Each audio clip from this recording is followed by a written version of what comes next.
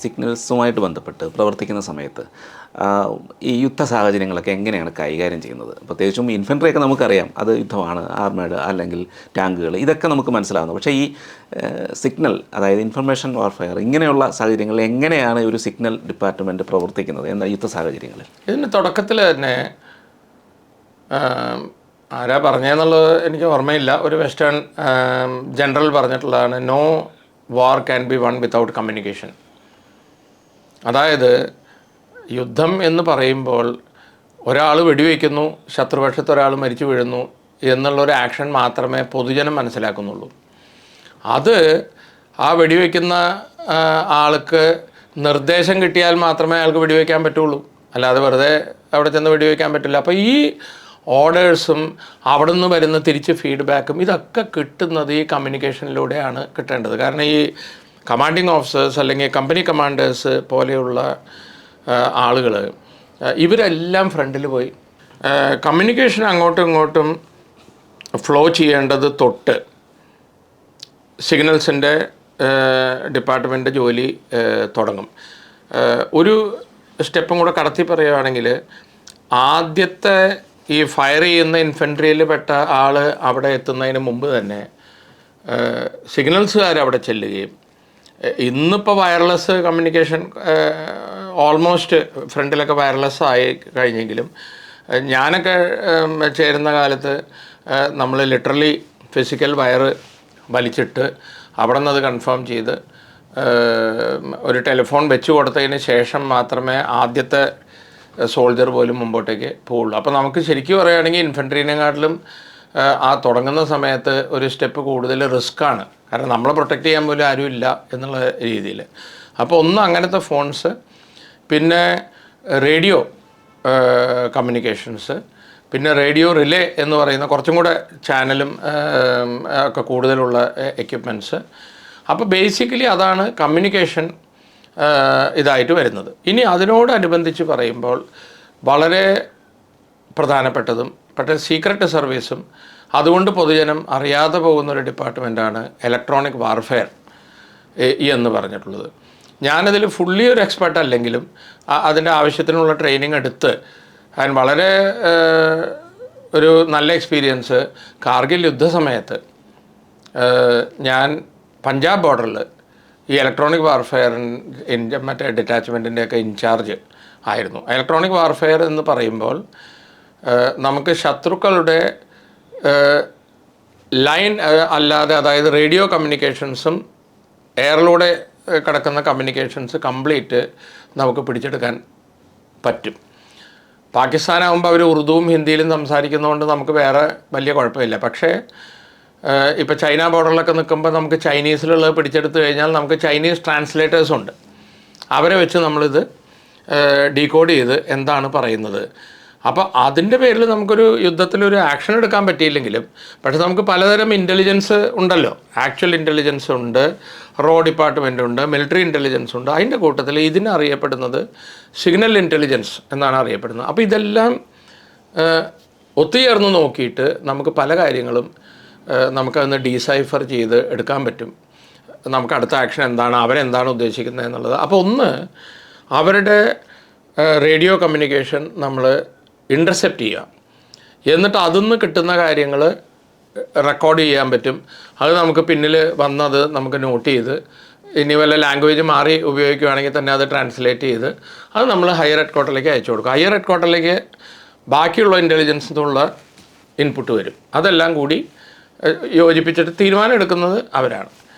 ഇനി രണ്ട്, നമ്മുടെ കമ്മ്യൂണിക്കേഷൻ ശത്രുക്കൾ ഇതുപോലെ പിടിച്ചെടുക്കുമല്ലോ, അത് പിടിച്ചെടുക്കാതിരിക്കാൻ ഉള്ള ചില ടെക്നിക്കുകളുണ്ട്. അത് ഈ റേഡിയോ കമ്മ്യൂണിക്കേഷനൊക്കെ ഉപയോഗിക്കുന്ന ഇൻഫൻട്രിക്കാരും മറ്റുള്ള ഡിപ്പാർട്ട്മെൻറ്റുകാരാണ്. അപ്പോൾ അവരെ നമ്മൾ എഡ്യൂക്കേറ്റ് ചെയ്ത് ട്രെയിൻ ചെയ്തെടുത്ത് നിങ്ങൾ ഇന്നമാതിരി ചെയ്താൽ ശത്രു പിടിച്ചെടുക്കും. പിന്നെ അതിന് അവർ പിടിച്ചെടുക്കാതിരിക്കാൻ നമുക്ക് നമ്മുടേതായിട്ടുള്ള കോഡ് ഭാഷകൾ ഉണ്ട്.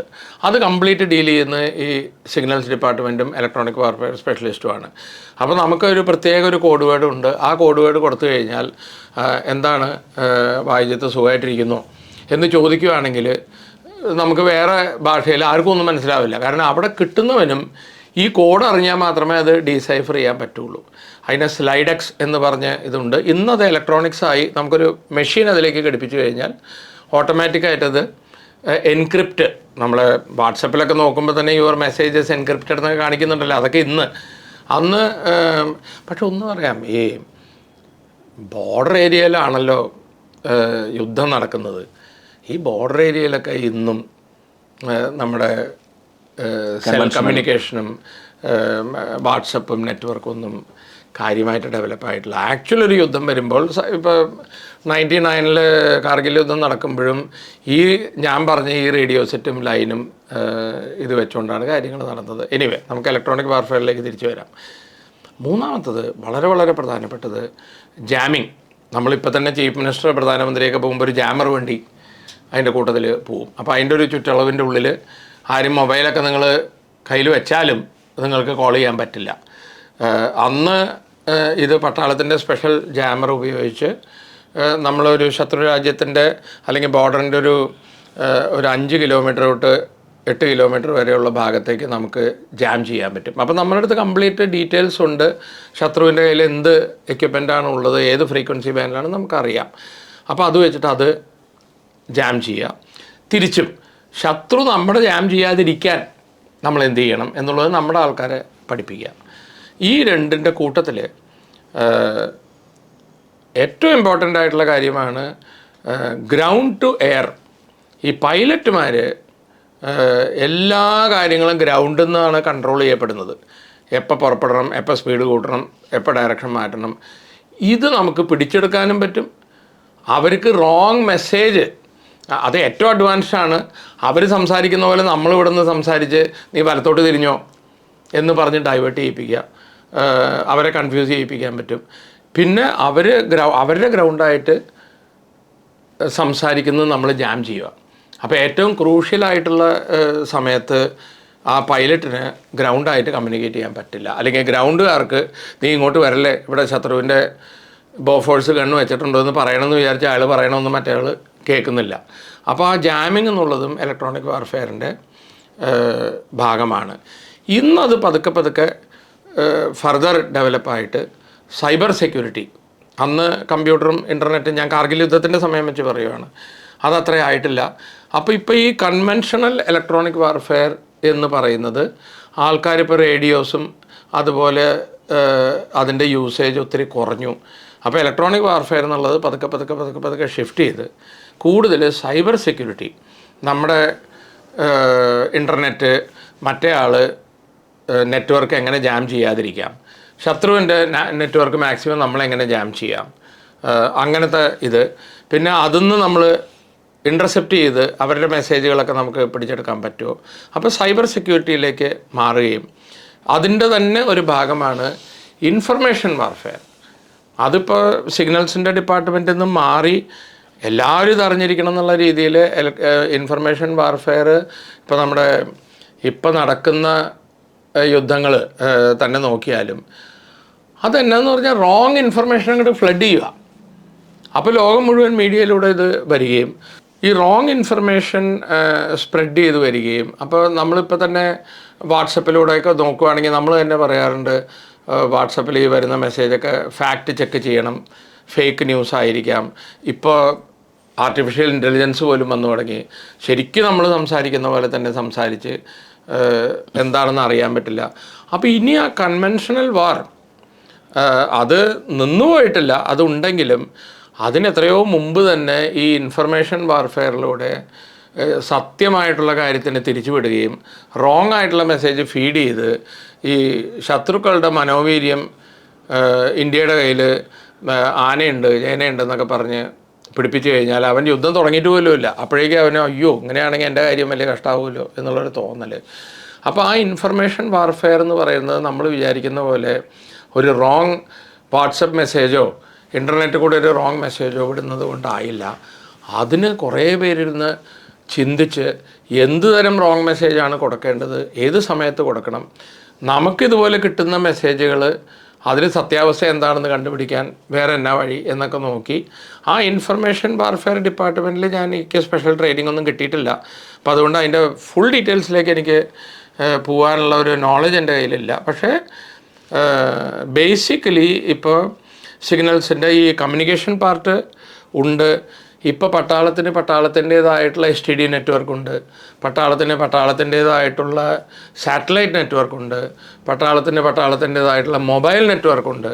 ട്രിവാൻഡ്രത്തിൽ ഇരുന്നുകൊണ്ട് സിയാച്ചൻ ഗ്ലേഷ്യറിൽ സംസാരിക്കണമെങ്കിൽ നമ്മൾ ഇവിടെ ഇരുന്നുകൊണ്ട് ഡൽഹിക്ക് വിളിക്കുന്ന പോലെ നമുക്ക് ഫോൺ വിളിച്ചിട്ട് ഞങ്ങളുടെ ഓൺ. അപ്പോൾ അതിന് അതിൻ്റേതായിട്ടുള്ള ആഡഡ് സെക്യൂരിറ്റിയുള്ള എൻക്രിപ്ഷൻ ഉണ്ട്. അതാരെങ്കിലും ഇടയിൽ പിടിച്ചെടുത്താലും ഒന്നും ചെയ്യാൻ പറ്റില്ല. ലൈനോ അല്ലെങ്കിൽ റേഡിയോ അല്ലെങ്കിൽ മൈക്രോവേവ് എത്തിപ്പെടാത്ത സ്ഥലങ്ങളിൽ സാറ്റലൈറ്റിലൂടെ കമ്മ്യൂണിക്കേഷൻ. പിന്നെ യുദ്ധ സിറ്റുവേഷൻ മാത്രമല്ലല്ലോ, നാച്ചുറൽ കലാമിറ്റീസ്, ഭൂകമ്പം, മഞ്ഞുവീഴ്ച, വെള്ളപ്പൊക്കം, അവിടെയൊന്നും ലൈൻ വലിച്ചുള്ള മൊബൈലും ഫോണൊന്നും നടക്കില്ല. അപ്പോൾ ആ സമയത്ത് ഈ കമ്മ്യൂണിക്കേഷനും എല്ലാം നടക്കുന്നതിന് ഇപ്പോൾ കുറേ നമുക്ക് ഈ എല്ലാം വയർലെസ് ആയതുകൊണ്ടും നമുക്ക് നമ്മുടേതായിട്ടുള്ള എൻക്രിപ്റ്റഡ് സിസ്റ്റം ഉള്ളതുകൊണ്ടും ഇതിലൊക്കെ സിഗ്നൽസ് വഹിക്കുന്ന റോള് വളരെ വലുതാണ്. അപ്പോൾ ചോദിച്ച ചോദ്യത്തിലേക്ക് തിരിച്ചു വരുവാണെങ്കിൽ ഒരുപക്ഷെ റിസ്ക് ഫാക്ടർ ഇൻഫൻട്രിയുടെ അത്രയോ ആർട്ടിലറിയുടെ അത്രയോ ഒരു റിസ്ക് ഫാക്ടർ. കാരണം അവർ ഒരിക്കൽ അവിടെ ചെന്ന് കഴിഞ്ഞാൽ ഒന്നിൽ യുദ്ധം തീർന്നിട്ടേ വരാൻ പറ്റുള്ളൂ, അല്ലെങ്കിൽ ഇവൻ മരിച്ചിട്ട് അവൻ്റെ ബോഡി തിരിച്ചു വരണം. ഞങ്ങൾക്ക് അങ്ങനെ സസ്റ്റൈൻഡ് റിസ്ക് ഇല്ല. പക്ഷേ ആ ഇൻഫൻട്രി പട്ടാളക്കാരൻ പോകുന്നതിന് മുമ്പ് തന്നെ ചെന്ന് ആ കമ്മ്യൂണിക്കേഷനും അവൻ്റെ കാര്യങ്ങളും സെറ്റാക്കി വന്ന് അത് നിലനിൽക്കണം. അതിൽ ഡിസ്റപ്ഷൻ വന്നു കഴിഞ്ഞാൽ നമ്മൾ തന്നെ പോയിട്ടത് മെയിൻറ്റെയിൻ ചെയ്യണം, അത് റിപ്പയർ ചെയ്ത് കൊടുക്കണം. എന്നാലേ യുദ്ധം കണ്ടിന്യൂ ചെയ്ത് പോകാൻ പറ്റുള്ളൂ. ഈ ഫോർവേഡ് പൊസിഷനിൽ പോകുന്നവരുടെ കൂടെ ഒരാൾ ഉണ്ടാവില്ല ഈ ഒരു റേഡിയോ ഒക്കെ ആയിട്ട്? പിന്നെ തീർച്ചയായിട്ടും അത് വളരെ ഇമ്പോർട്ടൻ്റ് ആണ്. കാരണം ആദ്യമായിട്ട് ഈ ഫോർവേഡിലേക്കൊക്കെ പോകുന്ന ആൾക്ക് അവിടെ എവിടെ കുഴിയുണ്ട്, എവിടെ എന്താണ്, ശരിക്കും ബോർഡർ എവിടെയാണെന്ന് പോലും അറിയാത്ത, ഈ ഫെൻസിംഗ് ഒന്നും ഇല്ലാത്ത സ്ഥലങ്ങളിലൊക്കെ ചെല്ലുമ്പോൾ അവർക്ക് അതിൻ്റേതായിട്ടുള്ള റിസ്ക്കും അതിൻ്റേതായിട്ടുള്ള ഇതും. പക്ഷേ അവന് എന്തെങ്കിലും അവിചാരിതമായിട്ട് വന്നു കഴിഞ്ഞാൽ കമ്മ്യൂണിക്കേറ്റ് ചെയ്യാൻ ഈ റേഡിയോ മാത്രമേ ഉള്ളൂ. ഈ ഇൻഫൻട്രിയുടെ ഒപ്പം യുദ്ധത്തിൽ തന്നെ പങ്കെടുക്കുന്ന രീതിയിൽ ഒരാൾ അങ്ങനെ സിനിമകളിലൊക്കെ കണ്ടിട്ടുണ്ട് ഇത് സംസാരിക്കുന്ന. അത് ഈ ഇൻഫൻട്രി യൂണിറ്റുകളിലൊക്കെ റെജിമെൻ്റൽ സിഗ്നലേഴ്സ് എന്ന് പറഞ്ഞ് അവർ ഇൻഫൻട്രിക്കാരാണ്, പക്ഷെ ഞങ്ങൾ അവരെ ട്രെയിൻ ചെയ്യും. ഓക്കെ. അപ്പോൾ അവൻ ഇൻഫൻട്രി ആണ് അവൻ്റെ ബേസിക് ഡ്യൂട്ടി എങ്കിലും നമ്മൾ ഈ ബേസിക് റേഡിയോ ഉപയോഗിക്കാനും വളരെ വളരെ ബേസിക് ആയിട്ടുള്ള കാര്യങ്ങൾ ഇവരാണ് ഈ കമാൻഡിങ് ഓഫീസറുടെ കൂടെ. ഇപ്പോൾ ഞാൻ പറയട്ടെ, ഒരു എൻക്രിപ്ഷൻ്റെ കാര്യം ഞാൻ പറഞ്ഞു. കമാൻഡിങ് ഓഫീസർ എനിക്കൊരു 1000 ബുള്ളറ്റ് ഉടനെ തന്നെ വേണം, ഒരു മെസ്സേജ് അയക്കാൻ പറഞ്ഞാൽ കമാൻഡിങ് ഓഫീസർക്ക് സമയം ഉണ്ടാവില്ല ഇതൊക്കെ എൻക്രിപ്റ്റ് ചെയ്തെടുക്കാൻ. അതൊക്കെ ഇവനാണ് ചെയ്യണത്. ഇവൻ പെട്ടെന്ന് അവിടെ ഇരുന്ന് അത് കോഡിലേക്ക് മാറ്റുകയും അത് അയച്ചു കൊടുക്കുകയും തിരിച്ചവിടെ നിന്ന് ഞങ്ങളുടെ അടുത്ത് ഇപ്പോൾ 1000 വെടിയുണ്ടകളില്ല, 200 മതിയോ എന്ന് പറഞ്ഞ് ഈ എൻക്രിപ്റ്റഡ് ഭാഷയിലാണ് വരുന്നത്.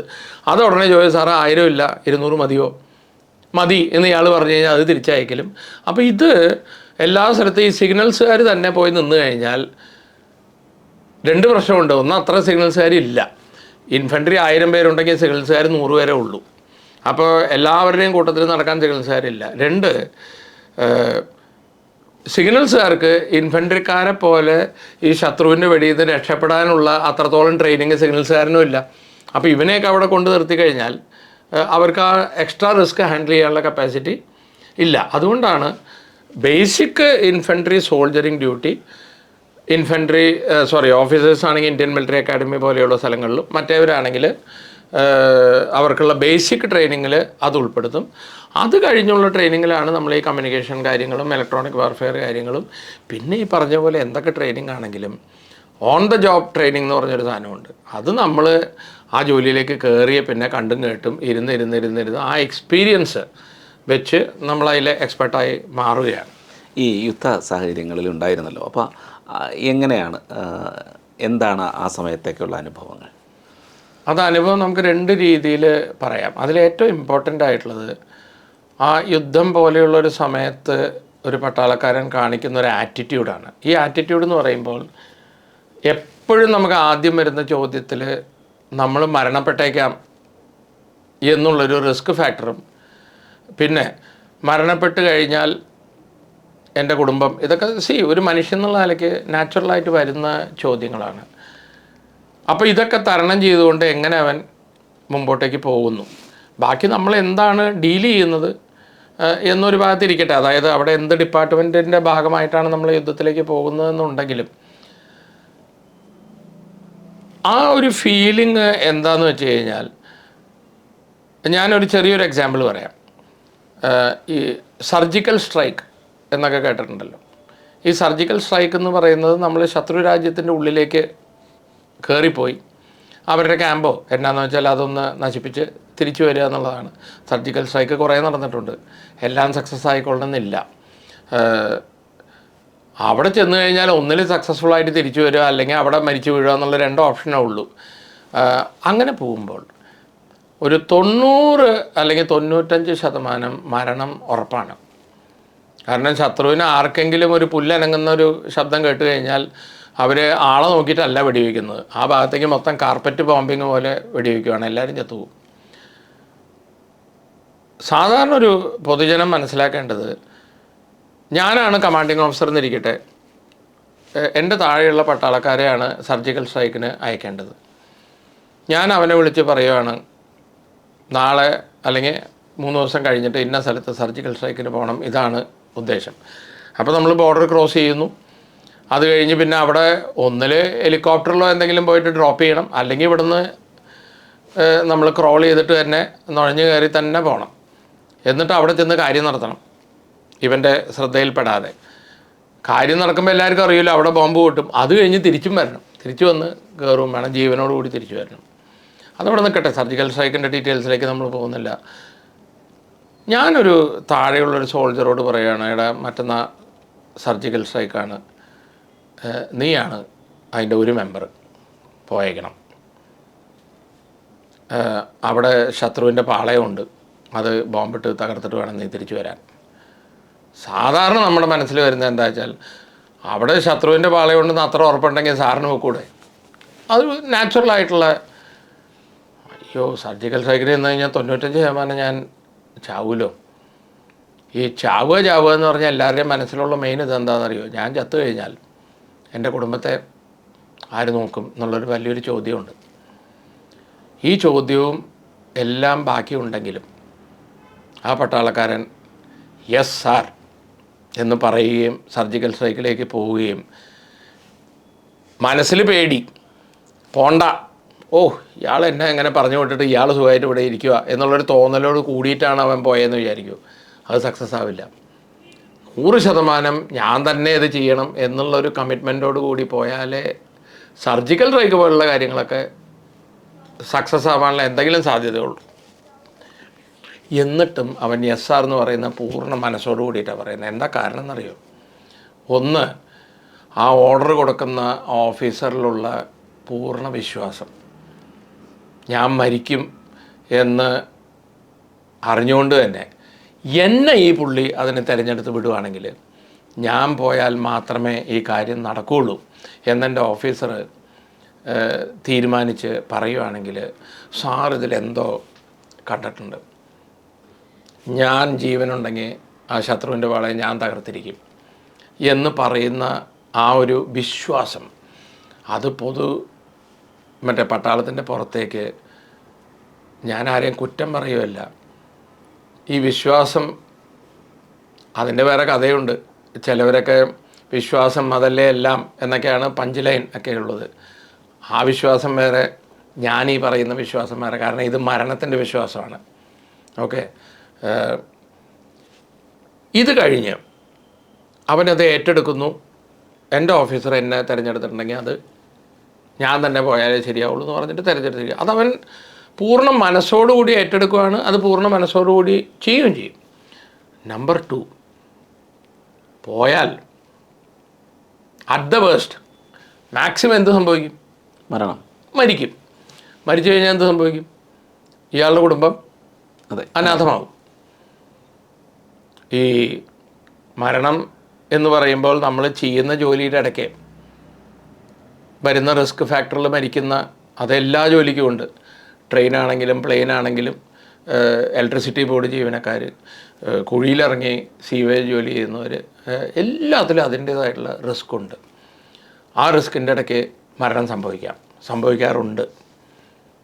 പക്ഷെ ഇവിടെ മരണമാണ് ഇതിൻ്റെ പരിണിത ഫലം എന്ന് അറിഞ്ഞുകൊണ്ട്, മുമ്പിന്ന് പൂമാലയല്ല വരുന്നത്, ബുള്ളറ്റാണ് വരുന്നത്, മരണമാണെന്ന് അറിഞ്ഞുകൊണ്ട് അവിടെ നിൽക്കുവാണെങ്കിൽ അതിലും ഒരു സൈക്കോളജിക്കൽ ആംഗിൾ പറയാം. തിരിച്ച് സർജിക്കൽ സൈക്കിളിലേക്ക് വരുന്നതിന് മുമ്പ് നമ്മുടെ കൂടെയുള്ളവർ, നമ്മളെ കൊളീഗ്സ് എന്ന്, അല്ലെങ്കിൽ കൊളീഗ്സ് എന്നൊന്നും ഞങ്ങൾ ഉപയോഗിക്കാറില്ല, ബ്രദേഴ്സ്, അത് എന്ത് റാങ്കാണെങ്കിലും അങ്ങോട്ടും ഇങ്ങോട്ടും ആ ഒരു സഹോദര സ്നേഹം.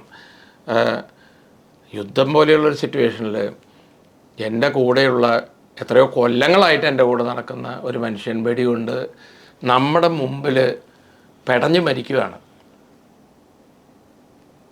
കരയാൻ പോലും സമയമില്ല. കണ്ണീര് പൊഴിച്ചു കഴിഞ്ഞാൽ അവിടെ ശത്രു വരണ്ടോ ഇല്ലയോ എന്ന് നമുക്ക് കാണാൻ പറ്റില്ല. ആ സ്വതന്ത്രമായിട്ട് നമുക്ക് കരയാൻ പോലും പറ്റില്ല. അത് അടക്കി പിടിച്ചുകൊണ്ട് ഇവൻ്റെ ശരീരം താണ്ടിക്കൊണ്ട് മുന്നോട്ട് പോകണം. യുദ്ധം നടക്കണ്ടേ? എന്നാൽ ഇവൻ്റെ 13 അല്ലെങ്കിൽ 16 അടിയന്തരം കഴിഞ്ഞ് ഞാൻ വന്നോളാം എന്ന് പറയാൻ പറ്റുമോ?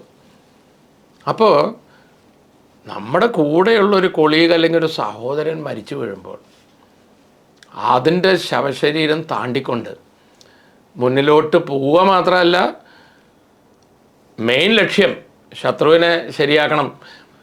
പട്ടാളക്കാരൻ്റെ ആറ്റിറ്റ്യൂഡ് എന്നാന്ന് വെച്ചാൽ, അല്ലെങ്കിൽ അവൻ പൂർണ്ണ ശൗര്യത്തോടു കൂടിയിട്ടാണ് പോണത്, ഇവനെപ്പോൾ ശരിയാക്കും എന്നുള്ളൊരു ആറ്റിറ്റ്യൂഡിലാണ് പോണത്. ഇവൻ്റെ ബ്രദറും കൂടെ മരിച്ചു കഴിയുമ്പോൾ അവൻ്റെ ആവേശം കൂടുകയുള്ളൂ. ഇനി ഇവനെ വിടുന്ന പ്രശ്നമേ ഉദിക്കുന്നില്ല എന്ന് പറഞ്ഞ് അങ്ങനെ നടന്നാലേ യുദ്ധം ജയിക്കാൻ പറ്റുള്ളൂ. അല്ലാന്നുണ്ടെങ്കിൽ അയ്യോ ഇങ്ങനെ ആയിപ്പോയല്ലോ എന്ന് പറഞ്ഞാൽ ഇവൻ്റെ മനോവീര്യം തകർന്നു കഴിഞ്ഞാൽ പിന്നെ ആ ഫ്രണ്ട് പോയി. പിന്നെ ഈ യുദ്ധം എന്നൊക്കെ പറയുന്നത്, സർജിക്കൽ സ്ട്രൈക്കിലേക്ക് തിരിച്ചു വരാൻ എന്നെ ഓർമ്മപ്പെടുത്തണം. ഒരു ലിങ്ക് എന്ന് പറയുമ്പോൾ ഒരു ചങ്ങല പോലെയുള്ള ഒരു സ്ഥലത്ത് പട്ടാളക്കാർ ഇവിടെ ഗുജറാത്ത് തൊട്ട് രാജസ്ഥാൻ തൊട്ട് ഇങ്ങനെ ചൈന വരെ ഇങ്ങനെ നിൽക്കുവാണല്ലോ. ഒരൊറ്റ പട്ടാളക്കാരന് ഉറങ്ങിയാൽ മതി, അല്ലെങ്കിൽ ഡ്യൂട്ടി വേണ്ട പോലെ ചെയ്യാതിരുന്നാൽ മതി, അല്ലെങ്കിൽ കോംപ്രമൈസ്ഡായി പോയാൽ ആ ഒരൊറ്റ പഴുത് കൂടെ ശത്രു ഉള്ളിലേക്ക് കയറും. ഈ ചങ്ങലയൊക്കെ ഇവിടെ നിന്നിട്ട് ഒരു കാര്യവുമില്ല. ഒരു അവൻ്റെ കൂറിൽ, അതായത് ഇൻറ്റഗ്രിറ്റി എന്നൊക്കെ പറയില്ല ഇംഗ്ലീഷിൽ, ഒരു 0.00001% പോലും കുറവുള്ള ഒരു പട്ടാളക്കാരൻ മതി ഇന്ത്യൻ സൈന്യത്തെ നശിപ്പിക്കാൻ.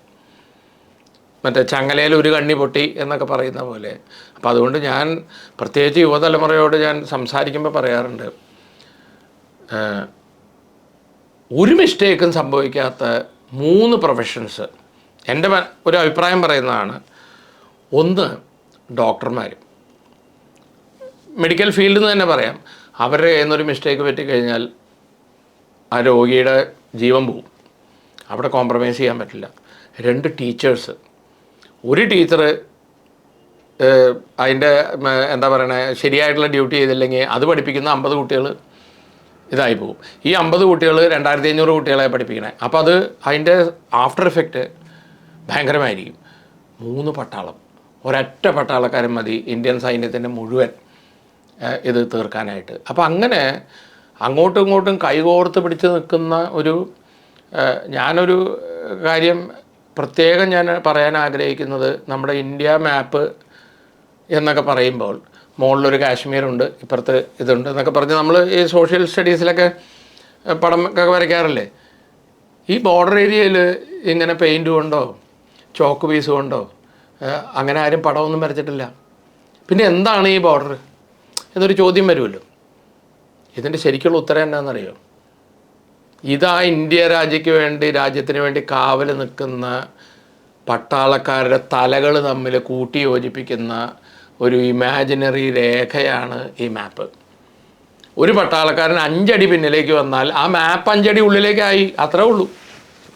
അല്ലാതെ അവിടെ ഒരു ചോക്ക് പൊടിയും ഒരു ലൈനും ആരും വരച്ചിട്ടില്ല. അപ്പോൾ അത് ഒരു പട്ടാളക്കാരൻ അതിൽ കോംപ്രമൈസ് ആയി കഴിഞ്ഞാൽ, ആ കൂറിൻ്റെ കാര്യം ഞാൻ പറയുവാണ്, ആ ഇൻറ്റഗ്രിറ്റി അതിൽ ഒരുത്തൻ മനസ്സുകൊണ്ട് വിചാരിച്ചാൽ പോലും മതി പോയി. ഇനി coming back to surgical strike, ഒന്ന് അവൻ്റെ ലീഡറിൽ കാണിക്കുന്ന അല്ലെങ്കിൽ ഉള്ള വിശ്വാസം, ഇത് ഒരു രാത്രി കൊണ്ട് ആ വിശ്വാസം നേടിയെടുക്കാൻ പറ്റുമോ? ഇവൻ എന്നാണോ പട്ടാളത്തിൽ ചേർന്നത് അന്ന് തൊട്ട് ഈ ലീഡറെ കണ്ടുകൊണ്ടിരിക്കുക. അന്ന് ആ ലീഡറും ഒരുപക്ഷെ ലെഫ്റ്റനൻ്റ് ആയിരുന്നിരിക്കാം, ക്യാപ്റ്റൻ ആയിരിക്കാം, അവനും വളർന്നു വരുന്നു. അപ്പോൾ ആ വിശ്വാസം കുറേ കാലം കൊണ്ട് നേടിയെടുത്തൊരു വിശ്വാസമാണ്. എൻ്റെ ഓഫീസർ എന്നോട് പോകാൻ പറഞ്ഞു കഴിഞ്ഞാൽ പോയേ പറ്റൂ. അയാൾ എന്തെങ്കിലും കണ്ടിട്ടുണ്ടാവും, ഞാൻ പോയാലേ ഈ ഓപ്പറേഷൻ ശരിയാവുള്ളൂ. 2 വളരെ ഇമ്പോർട്ടൻ്റ് ആയിട്ടുള്ളത്, മരണം സംഭവിക്കാനുള്ള സാധ്യത ഒത്തിരി കൂടുതലാണല്ലോ സർജിക്കൽ സ്ട്രൈക്കിൽ. മരണം സംഭവിച്ചു കഴിഞ്ഞാൽ എൻ്റെ കുടുംബത്തിൻ്റെ കാര്യം എന്താവും? എൻ്റെ മരണം സംഭവിച്ചു കഴിഞ്ഞാൽ എൻ്റെ കുടുംബത്തെ ഞാൻ നോക്കിയതിനേക്കാട്ടിലും ബെറ്ററായിട്ട് എൻ്റെ ഈ കമാൻഡിങ് ഓഫീസറും എൻ്റെ ഈ യൂണിറ്റുകാരും എൻ്റെ ഈ പട്ടാളക്കാരും നോക്കിക്കോളും എന്നുള്ളൊരു അഷ്വറൻസ്, ഒരു ഉറപ്പ് എൻ്റെ നാട്ടുകാർ എൻ്റെ കുടുംബത്തെ അനാഥമാവാൻ സമ്മതിക്കില്ല. അങ്ങനെ ഒരു ഫീലിംഗ് വന്നു കഴിഞ്ഞാൽ ഞാൻ പറയട്ടെ, നിങ്ങൾക്ക് മരിക്കാൻ വലിയ വിഷമം ഉണ്ടാവില്ല. എല്ലാവരും മരിക്കുമ്പോൾ എൻ്റെ തന്നെ കുടുംബത്തിൽ, ഞാൻ പേരെടുത്ത് പറയാൻ ആഗ്രഹിക്കുന്നില്ല, ഒരു ജ്യേഷ്ഠൻ മരിച്ചു പോയപ്പോൾ ഞാനവിടെ നിന്ന് ഫ്ലൈറ്റിലൊക്കെ വീട്ടിൽ വന്നപ്പോൾ ആ ചേട്ടത്തി എന്നെ കെട്ടിപ്പിടിച്ചുകൊണ്ട് കരയുമ്പോൾ ഉപയോഗിച്ച ആദ്യത്തെ വാക്ക്, മക്കളെ ഇനി ഞങ്ങളുടെ കാര്യം എന്തായി? ഇത് സാധാരണ ഇത്. അപ്പോൾ എപ്പോഴും 4 മക്കളുണ്ടാവാം, എന്താവും, വരുമാനമുള്ള ഒരാളാണ് മരിച്ചു പോകുന്നത്, നാളെ അരി ആര് വാങ്ങിച്ചു തരും, അങ്ങനത്തെ ചിന്തകളൊക്കെ വരുമല്ലോ. ഇത് ഇല്ലയെന്നുണ്ടെങ്കിൽ പിന്നെ മരിക്കാൻ അത്ര വലിയ ബുദ്ധിമുട്ടുണ്ടാവില്ല. പിന്നെ ഈ ഫീലിങ്ങും വെറുതെ വരുന്നതല്ല. ഈ സർജിക്കൽ സ്ട്രൈക്കിന് പോകുന്ന ആളല്ലല്ലോ ആദ്യമായിട്ട് മരിക്കാൻ പോകുന്നത്, യുദ്ധത്തിലോ സർജിക്കൽ സ്ട്രൈക്കിലോ. ഇതിനു മുമ്പ് മരിച്ചുപോയവരുടെ കുടുംബത്തെ ഇതേ യൂണിറ്റുകാർ എങ്ങനെയാണ് ഇന്നും നോക്കിക്കൊണ്ടിരിക്കുന്നത് എന്ന് ഇവൻ കണ്ടുകൊണ്ടിരിക്കുന്നതാണ്. എങ്ങനെ ലുക്ക് ആഫ്റ്റർ ചെയ്യുന്നു എന്ന് ഇവൻ കണ്ടുകൊണ്ടിരിക്കുകയാണ്. അതുപോലെ ലുക്ക് ആഫ്റ്റർ അവർ ചെയ്യും എന്നുള്ളത്. ഇതിൻ്റെ കൂട്ടത്തിൽ ഞാനൊരു കാര്യം, വളരെ ഇമ്പോർട്ടൻ്റ് ആയിട്ടുള്ളൊരു കാര്യം, വാർ മെമ്മോറിയൽസ് തൃശ്ശൂർ, ബാക്കിയുള്ള സ്ഥലങ്ങളിലൊന്നും അത്ര പ്രാധാന്യത്തോടുകൂടി കേരളത്തിലില്ല. കളക്ടറേറ്റിൻ്റെ തൊട്ട് മുമ്പിൽ അമർ ജവാൻ എന്ന് പറഞ്ഞൊരു സ്മാരകം ഉണ്ട്. കേരള സ്റ്റേറ്റ് എക്സ് സർവീസ് ലീഗുകാരാണത് ഉണ്ടാക്കി വെച്ചിരിക്കുന്നത്. ഞാൻ അതുമായിട്ട് വളരെ ക്ലോസ് ആയിട്ട് വർക്ക് ചെയ്യുന്ന ഒരാളാണ്. അവിടെ ഈ വിജയ് ദിവസ്, കാർഗിൽ വിജയ് ദിവസ്, 71 യുദ്ധത്തിൻ്റെ Vijay Diwas, army day, navy day, അതുപോലെ ഏതെങ്കിലും പുൽവാമ ഇതിലൊക്കെ ആൾക്കാർ മരിച്ചു, ഓഫ് സിന്ധൂറിൽ മരണം സംഭവിക്കുകയാണെങ്കിൽ അങ്ങനെ, ഓഗസ്റ്റ് 15, ജനുവരി 26, ഇതുപോലെയുള്ള ഇതിലൊക്കെ നമ്മളവിടെ പ്രോഗ്രാം അറേഞ്ച് ചെയ്യുകയും അവിടെ എല്ലാവരും ഒത്തുകൂടി ഒരു പുഷ്പചക്രവും കുറച്ച് പുഷ്പാർച്ചന നടത്തി, അതിനു മുമ്പ് മരിച്ചു പോയിട്ടുള്ള വിധവകളൊന്നും നമ്മൾ ഉപയോഗിക്കാറില്ല, വീർനാരി, കാരണം അവരുടെ ഭർത്താവിനെ രാജ്യത്തിന് വേണ്ടി കൊടുത്ത ഒരു സ്ത്രീയെ വീർനാരി എന്നല്ലാതെ നമുക്ക് എന്ത് വിളിക്കാൻ പറ്റും? നമ്മുടെ ഇഷ ഫൗണ്ടേഷൻ്റെ സദ്ഗുരു പറഞ്ഞിട്ടുണ്ട്, ഓരോ പട്ടാളക്കാരൻ്റെ പിന്നിലും വിധവയാവാൻ തയ്യാറായി നിൽക്കുന്ന ഒരു സ്ത്രീയുണ്ട്, അനാഥനാവാൻ തയ്യാറായി നിൽക്കുന്ന ഒരു മകനുണ്ട്, ഒരു മകളുണ്ട്, മകനെ നഷ്ടപ്പെടാൻ മനസ്സ് കാണിക്കുന്ന ഒരു അമ്മയുണ്ട്. അപ്പോൾ ഇവരൊക്കെ ഒത്തൊരുമിച്ചുള്ള ഒരു സാക്രിഫൈസ് കൂടിയിട്ടാണ് ആ പട്ടാളക്കാരൻ കാണിക്കുന്നത് അവിടെ. ഈ അമർ ജവാനിൽ കാർഗിൽ യുദ്ധത്തിൽ ഇപ്പോൾ വിജയ് ദിവസ് വരുന്ന സമയത്ത് അവിടെ എല്ലാവരും കൂടെ ഒത്തുകൂടി. ഇത് ടി വിയിൽ വരും, പത്രത്തിൽ വരും, മാധ്യമങ്ങൾക്ക് വലിയ റോളുണ്ട് ഇതൊക്കെ പബ്ലിസൈസ് ചെയ്യേണ്ടതിൻ്റെ ആവശ്യമാണ് ഞാൻ പറഞ്ഞുകൊണ്ട് വരുന്നത്. ഇത് ടി വിയിലോ ന്യൂസിലോ കണ്ടുകൊണ്ടിരിക്കുന്ന ഈ സോ കോൾഡ് വിഡോ അല്ലെങ്കിൽ വീർനാരി വീട്ടിലിരുന്ന് കാണുവാണെന്ന് വിചാരിച്ചു, അവർക്ക് അന്നുണ്ടായിരുന്ന പേഴ്സണലായിട്ടുള്ള വ്യക്തിപരമായിട്ടുള്ള ആ ദുഃഖം ഒരു രാജ്യത്തിൻ്റെ ഒരു അഭിമാനം ആയിട്ട് മാറ്റുവാണ് നമ്മൾ. അയ്യോ, എൻ്റെ ഭർത്താവിനെ ഇന്നും ഇവരൊക്കെ നാട്ടുകാർ ഓർക്കുന്നുണ്ടല്ലോ, സ്നേഹത്തോടു കൂടി അവിടെ ചെന്ന് പൂവിടുന്നുണ്ടല്ലോ, ഞാനെത്ര ഭാഗ്യവതിയാണ്, എൻ്റെ ഭർത്താവിനെ ഇവരിന്നും ഓർക്കുന്നുണ്ടല്ലോ. എ ഗ്രേറ്റ്ഫുൾ നേഷൻ, നന്ദിയുള്ളൊരു രാജ്യം, ഒരു ദേശം, എൻ്റെ ഭർത്താവിൻ്റെ സാക്രിഫൈസ് ഇപ്പോഴും അവർ ഓർക്കുന്നുണ്ടല്ലോ. അതൊരു ഭാഗം. ഇംഗ്ലീഷിൽ പറയുകയാണെങ്കിൽ we can convert their personal sorrow into national pride എന്ന് വേണമെങ്കിൽ നമുക്ക് പറയാം. വേറൊരു ആംഗിളിൽ നമ്മൾ ചിന്തിക്കുമ്പോൾ, ഇപ്പോൾ ബോർഡറിൽ കാവൽ നിൽക്കുന്ന ജവാന്മാരുടെ അമ്മയോ അച്ഛനോ ആയിരിക്കും ഇവിടെ പേപ്പർ വായിക്കുന്നത്. മോനെ ഇന്നലെ കാർഗിൽ യുദ്ധത്തിൻ്റെ ഇതായിട്ട് ഇവിടെ കളക്ടറും മേയറും മന്ത്രിയും എല്ലാവരും കൂടെ വന്ന് ആയിരക്കണക്കിന് ആളുകൾ അമർ ജവാനിൽ വന്ന് പുഷ്പചക്രമൊക്കെ അർപ്പിച്ചു കേട്ടോ. ഇത് കേട്ടുകൊണ്ടിരിക്കുന്ന ഇന്ന് ഡ്യൂട്ടിയിൽ നിൽക്കുന്ന ജവാനാണ്, അല്ലെങ്കിൽ അവൻ്റെ അമ്മ ന്യൂസിൽ വായിക്കുവാണ്, നാളെ എൻ്റെ മകന് ബോർഡർ ഏരിയയിലോ എന്തെങ്കിലും ഒരു മരണം സംഭവിച്ചാൽ ഇതേ നാട്ടുകാർ എൻ്റെ മകന് വേണ്ടിയും ഇതുപോലെ ഒത്തുകൂടും. ആ നിൽക്കുന്ന ജവാനും വിചാരിക്കും, എനിക്ക് ഇവിടെ ഡ്യൂട്ടി ചെയ്യുന്നതിനിടയ്ക്ക് ഒരു മരണം സംഭവിച്ചു കഴിഞ്ഞാൽ നാട്ടുകാർ എൻ്റെ കുടുംബത്തെ ഓർക്കും, നന്ദിയോടെ ഓർക്കും അവർക്കൊരാവശ്യം വരുമ്പോൾ. പക്ഷേ ആര് വിഷമം വിചാരിച്ചാലും ശരി, ഒരു കാര്യം പറയട്ടെ, ഇതൊക്കെ മരണം നടക്കുമ്പോൾ ആ പെട്ടിയുടെ മേലെ ത്രിവർണ്ണ പതാകയായിട്ടൊക്കെ വരുമ്പോൾ ഭാരത് മാതാക്ക് ജയ്യൊക്കെ വിളിക്കുകയും കണ്ണീര് ഒക്കെ നടക്കുകയും ചെയ്യും. 4 ദിവസം കഴിയുമ്പോൾ ഈ മരിച്ചു പോകുന്ന എല്ലാവരുടെ കാര്യമല്ല പറയണം, പക്ഷേ കുറേ കേസുകളുണ്ട്. ഈ മരിച്ചുപോയവരുടെ വിധവന്മാർ അല്ലെങ്കിൽ വീർനാരീസോ കുടുംബക്കാരോ ഈ വില്ലേജ് ഓഫീസിലും പഞ്ചായത്ത് ഓഫീസിലും ചെന്ന് ഞങ്ങൾക്കിത് കിട്ടിയിട്ടില്ല, ഞങ്ങൾക്കത് കിട്ടിയിട്ടില്ല, ഞങ്ങളുടെ ഇതായില്ല എന്ന് പറയുമ്പോൾ, നിങ്ങൾ സർവേയർ ലീവിന് പോയിരിക്കുകയാണ്, നിങ്ങൾ അടുത്ത മാസം പോ എന്ന് പറഞ്ഞ് കാണുമ്പോൾ വളരെ വിഷമം തോന്നാറുണ്ട്. കാരണം ഇത് എന്ന ആളാന്ന് പോലും അവർക്ക് ദേ ആർ നോട്ട് ബോതേഡ്. എൻ്റെ ഭർത്താവ് ഇന്നത്, ഞാൻ ആക്ച്വൽ കഥകളാണ് പറയുന്നത്. കാശ്മീരിൽ തീവ്രവാദികളുടെ വെടികൊണ്ട് മരിച്ചു, അതിന് ഞാൻ എന്ത് വേണമെന്ന് ചോദിച്ച വില്ലേജ് ഓഫീസറെ എനിക്കറിയാം. ഇവിടെ ഞങ്ങളുടെ പ്രൊസീജിയറുണ്ട്, ആൾ വന്ന് അവിടെ അളക്കും, അളന്ന് കഴിഞ്ഞിട്ട് പിന്നെ നമ്മളൊക്കെ വിളിച്ചു പറയുമ്പോൾ അവർ ശരിയാക്കും, ഇല്ലെന്ന് പറയുന്നില്ല. ആ ഒരു കാഷ്വൽ ആറ്റിറ്റ്യൂഡ്, പ്രത്യേകിച്ച് കേരളം പോലെയുള്ള ഒരു സ്ഥലത്ത്. കാരണം കേരളത്തിൽ നിന്ന് പട്ടാളക്കാരില്ലെന്നല്ല, നമുക്ക് ബോർഡർ ഏരിയ ഒന്നുമില്ല. യുദ്ധം എന്ന് പറയുന്നത് നമ്മൾ പുസ്തകത്തിൽ വായിച്ചിട്ടേ ഉള്ളൂ, ഇന്നിപ്പോൾ ടി വിയിലും കാണുന്നുണ്ട്. പഞ്ചാബിൽ ഞാനൊരു തമാശയായിട്ട് പറയാറുണ്ട്, കേരളത്തിൽ ഇപ്പോൾ കുറേ മാറി, നമ്മുടെ സിനിമകളിൽ ഒരു എക്സ് സർവീസ്മാൻ അല്ലെങ്കിൽ ഒരു സർവീസിലിരിക്കുന്ന ആൾ ലീവിന് വരുമ്പോൾ കൈയൊക്കെ ഇങ്ങനെ കയറ്റി കയ്യിലൊരു കുപ്പിയും, എന്താ പുരുഷു വൈകിട്ട് എന്താ പരിപാടി എന്നൊക്കെ തോന്നുകയും, പലരും ചോദിക്കുന്നത് സാറേ എന്നാ വന്നേ, ഇങ്ങനെയാണ് തുടങ്ങുന്നത് തന്നെ. അവർ വിചാരിക്കുന്നത് ഈ പട്ടാളത്തിൽ ചേരുന്നത് തന്നെ ഈ കുപ്പിക്ക് വേണ്ടിയിട്ടാണ് ചേരണേന്നൊക്കെയാണ് പല ആറ്റിറ്റ്യൂഡ്. അപ്പോൾ ഈ പട്ടാളക്കാരനിങ്ങനെ വരികയും ഇങ്ങനെ ഒരു മീശയൊക്കെ പിരിച്ചു വെച്ച് ഞാൻ പഴയ പട്ടാളമാണ് എന്നൊക്കെ പറയുമ്പോൾ ആൾക്കാർ പൊട്ടിച്ചിരിക്കുകയാണ് ഇവിടെ. എല്ലാ സിനിമയല്ല ഞാൻ പറയുന്നത്. നമുക്ക് പലപ്പോഴും ലീവിന് വരുന്ന സൈനികനും ഈവൻ ഈ ബടായി അടിക്കുന്ന ആളാണ്, ഈവൻ ഈ വായെടുത്ത് കഴിഞ്ഞാൽ ഇങ്ങനെ പറഞ്ഞുകൊണ്ടിരിക്കും. നമുക്കൊരു കോമഡി ചിരിക്കാനൊരവസരമായിട്ട് പലപ്പോഴും മാറുന്നുണ്ട്. ഇതേ കോമഡി രാജസ്ഥാനിലോ പഞ്ചാബിലോ ഹരിയാനയിലാണ് ഒരു സിനിമ ഇറങ്ങണമെന്ന് വിചാരിച്ചു, അന്ന് രാത്രി ആ തിയേറ്റർ അവിടെ കാണില്ല, കത്തിക്കുക ആൾക്കാർ. കാരണം ഓരോരുത്തരുടെ വീട്ടിൽ നിന്ന് ഓരോ പട്ടാളക്കാരുണ്ട്. യുദ്ധം അനുഭവിച്ചവനാണ്. മുകളിൽ ബോംബ് വന്ന് വീഴുമ്പോൾ ഈ വീട്ടുകാർക്ക് കഞ്ഞി വെച്ച് കൊടുക്കുന്നത് അതിലേ പോകുന്ന പട്ടാളക്കാർ, തിരിച്ചും പോകുന്ന പട്ടാളക്കാർക്ക്. ഹിന്ദി മീഡിയത്തിലെ സ്കൂളിൽ പഠിച്ചിട്ടുണ്ടോയെന്ന് എനിക്കറിയില്ല. മഖൻലാൽ ശർമ്മ എന്ന് പറഞ്ഞ വളരെ ഫേമസ് ആയിട്ടുള്ളൊരു ഹിന്ദി കവിയുണ്ട്. അദ്ദേഹത്തിൻ്റെ വളരെ ഫേമസ് ആയിട്ടുള്ളൊരു പദ്യം, ഒരു കവിത, പുഷ്പിക്ക് അഭിലാഷ എന്നാണ് അതിൻ്റെ പേര്.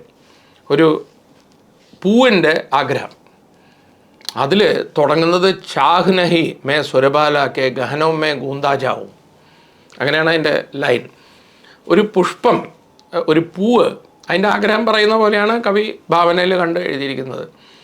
ഈ ഫസ്റ്റ് ലൈൻ തന്നെ ചാഹ് എന്ന് പറഞ്ഞ ആഗ്രഹം, ചാഹ് നഹി എനിക്ക് ആഗ്രഹമില്ല, ചാഹ് നഹി മേ സുരബാലാക്കെ ഗഹനോ മേ ഗൂന്താജാവും എന്ന് പറഞ്ഞാൽ എനിക്ക് ഡാൻസ് കളിക്കുന്ന ഒരു സ്ത്രീയുടെ കഴുത്തിൽ ഒരു മാലയായിട്ട് കിടക്കാൻ എനിക്ക് താല്പര്യമില്ല, എനിക്ക് ആഗ്രഹമില്ല.